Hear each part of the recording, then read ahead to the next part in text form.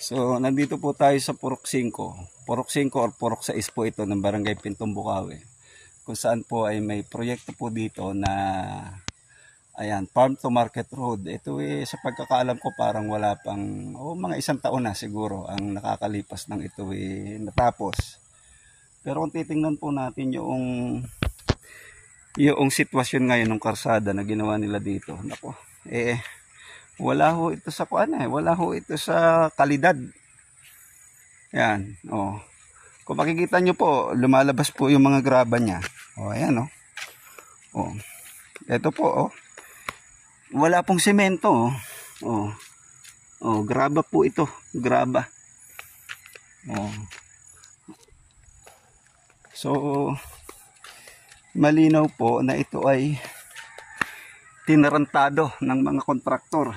At kung sino man ang may kinalaman pa dito sa project na ito, kung kanino man project ito,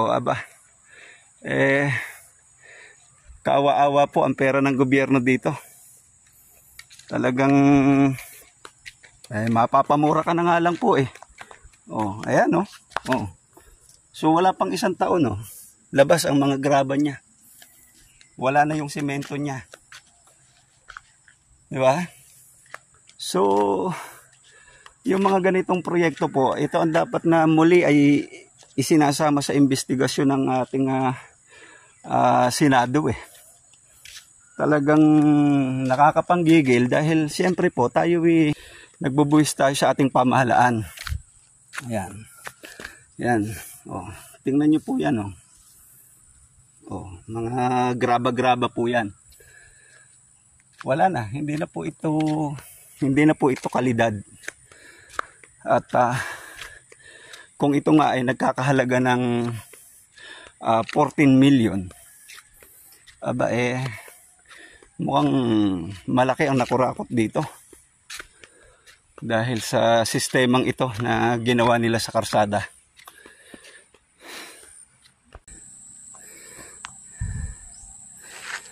So ito po, ayan, kung makikita nyo po ito, buhangin na po ito, wala itong simento.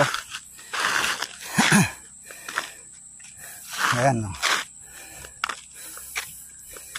Ito, mga tinapalan na lang ito ngayon mga bagong tapal lang po ito.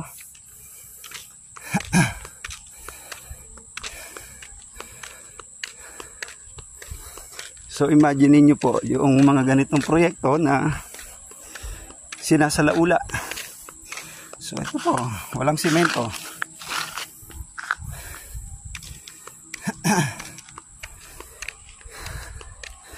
So pera po ng tao, pera ng gobyerno ang ginastos dito. Kaya po talagang siyempre bilang mambubuwis po tayo nakakapanggigil ito. Putok-putok. Yan. Ito mukhang bagong tapal lang po ito ngayon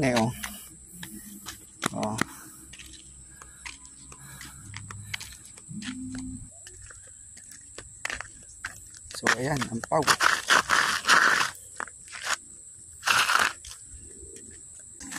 Ayan kung makikita po natin itong mga ito So hindi po ito purong semento. So lutang na yung kanyang mga graba.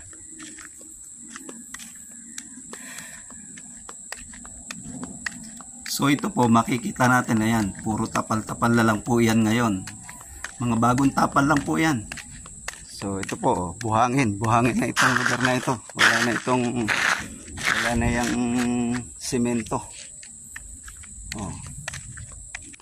So ang tanong, ito ba ay na-inspection kaya ng gobyerno o ng DPWH bago nagkaroon ng acceptance dito?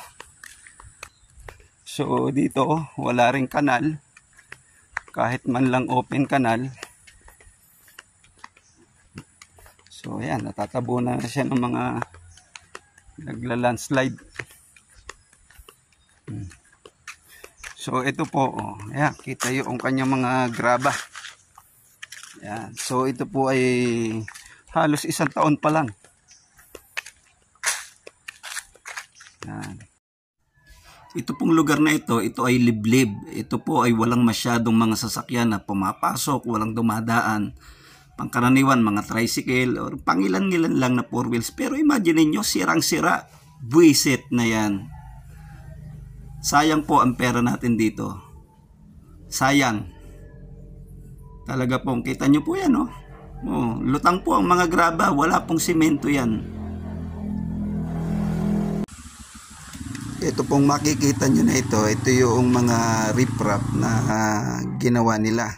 So, kita-kita naman po ninyo ang pagkakabalahura ng pagkakagawa nila dyan. Diba? Bingkong-bingkong. Ni wala po sa kaayusan. Oh. Baka po hindi umabot ang 1 taon nito, mga 2 taon, baka bumaksak na rin po yan eh.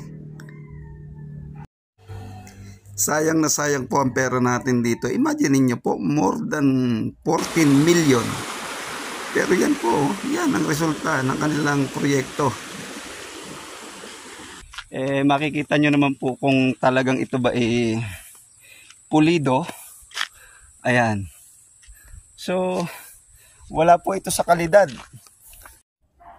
Siguro, panawagan na rin po natin to sa mga leader ng ating pamahalaan.